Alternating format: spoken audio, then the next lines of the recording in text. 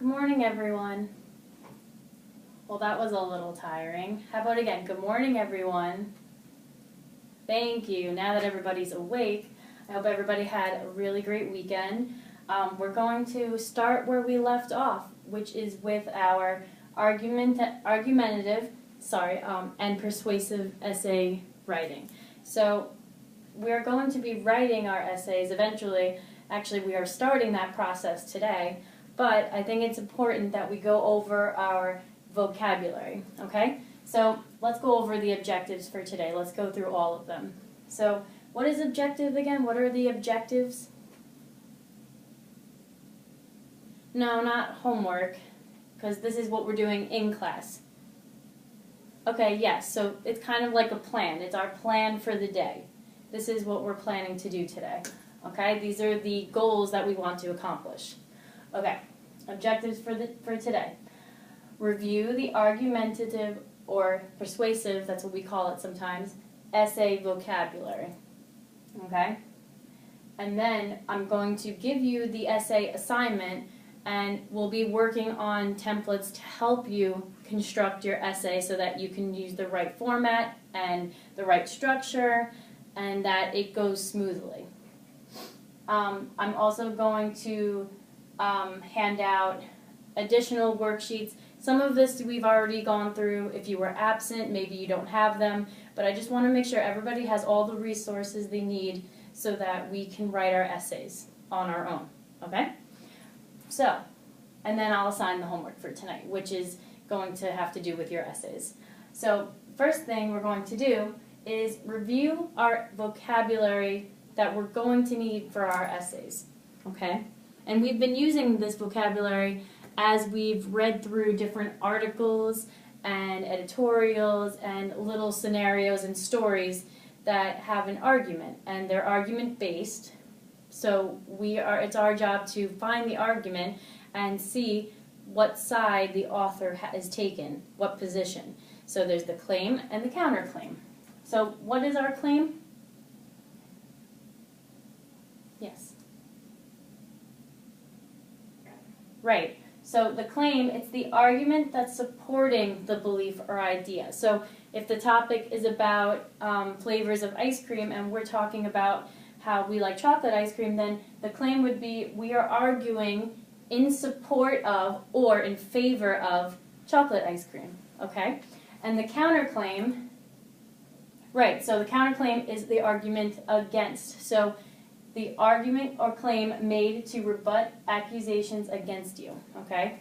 So the accusations against you would be maybe somebody who supports strawberry ice cream or mint chocolate chip ice cream, okay? They're going to have an opposing or an opposite view. We know what opposite means, right? Like light and dark, night and day. They have a different viewpoint, and that's okay. You can have a different position about something. That's why we write these argument essays, to prove why our position is maybe the better position, and you have to have a convincing argument. So this is why we practice.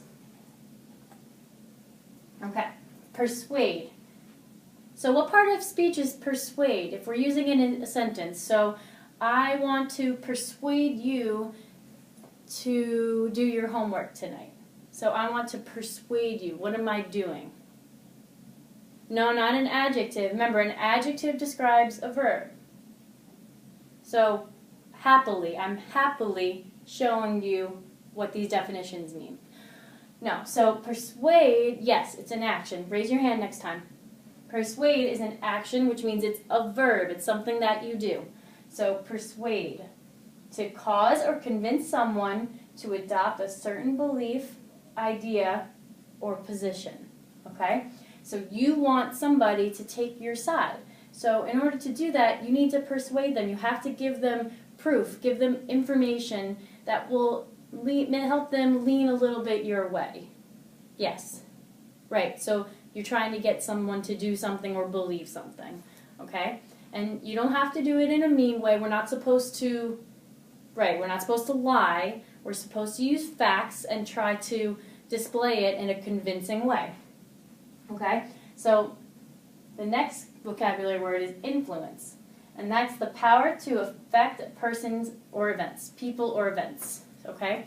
So influence is kind of the same thing as persuade. So we are persuading them, and the influence is what is making them take our side. And manipulate. Manipulate, now that's a word that kind of has a negative meaning almost, but not always. Manipulate just means to have an influence or control, to get someone to do something without them being aware. So sometimes we do things and we don't even realize we're doing them because people can be very convincing and they can make it sound like it's a good idea. And this isn't always a bad thing. So you don't have to manipulate someone to, say, commit a crime, but people do this all the time in TV commercials. They'll try to convince you to buy a car, and they manipulate you into thinking that you need it. They mention all the great sound system and the excellent tires and the big trunk for all this space. But let's think about this now. You don't need, let's say, a Jeep Grand Cherokee because, first of all, you're too young to drive, and you don't have kids, and maybe you don't play sports, maybe you don't take a lot of vacations, so why do you need a big trunk? And 3, I don't really know anything about tires, but maybe people that do know about tires will know or will be convinced that they need this car because those are, in fact, really good tires. So if you live in Florida, why do you need good tires like that? Or maybe let's try, why do you need good tires like they have on the Jeep Grand Cherokee if you live in New York?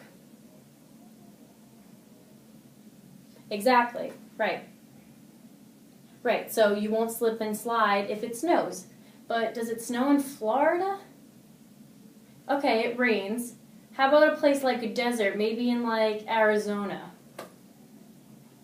Right, there's a lot of heat, it doesn't rain a lot, it doesn't snow. So these kind of tires, I guess people in Arizona, maybe they don't care about these kind of tires. Alright, so they manipulate people into thinking they need something when they probably don't. And they might be doing fine with their regular tires that they have. Okay, but that's how they manipulate you. They bring forward things that sound amazing, but you don't really need them, okay? You just want them. All right, so all of those words, let me go back a second. Persuade, influence, and manipulate.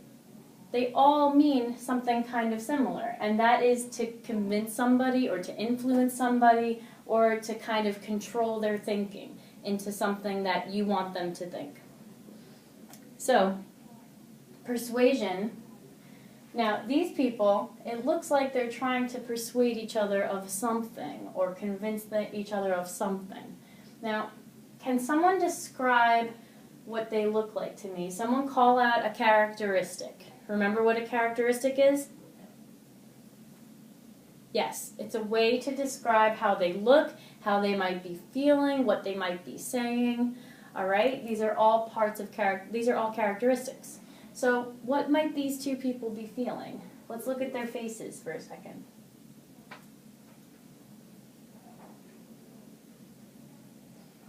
So, what do they look like? How do they look? Good. Mad. Not really sad. I mean, they might be sad, but yes, angry. They look a little bit angry. I'm sure they're sad on some level. Okay, and what else? What are they doing with their bodies? Now, they're facing each other, and they're kind of leaning forward like this. They're not sitting back like this, like they're in a chair. They're leaning forward, and what are they doing? Good. The woman, she's pointing at the man. She's going like this.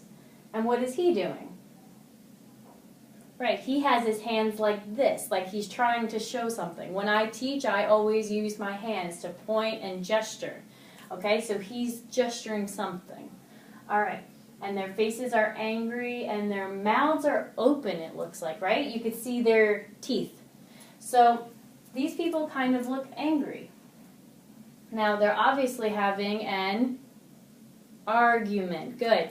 So if you're having an argument on paper, we don't really have to sound angry. The same way we don't have to sound angry in an argument in person, because to be honest, if you're trying to have a strong argument, you need to have strong evidence or, right, facts. You need to have facts. So these people, maybe they do have strong evidence or facts, but they're both yelling at each other. And it looks like they're yelling at the same time. So do you think they can hear each other if they're both yelling?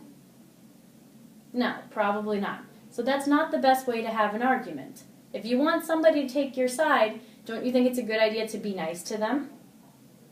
Exactly. Okay, so these people are not having a successful argument. Okay, viewpoint.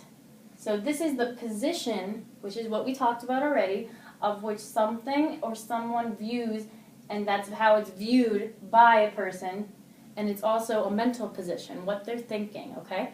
So it's not a physical position, like I'm standing over here and now I'm standing over here, but it has to do with what they think and feel. So it's from their mind and in their heart, what they think and what they feel, okay? If they feel strongly about something, whether it's positive or negative, okay? You can really like something or you can really hate something, okay? So you can have a strong position whether it's liking something or hating something. And repetition.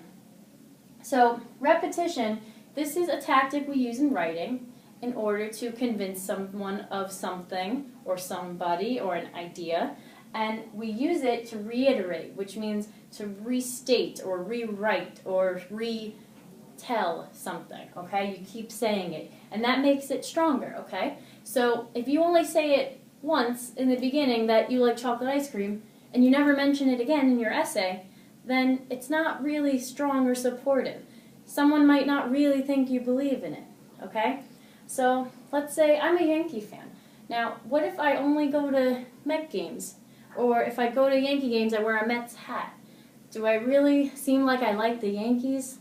Or if I read articles about the Mets and all I do is write about the Mets, but how would you ever think I'm a Yankee fan?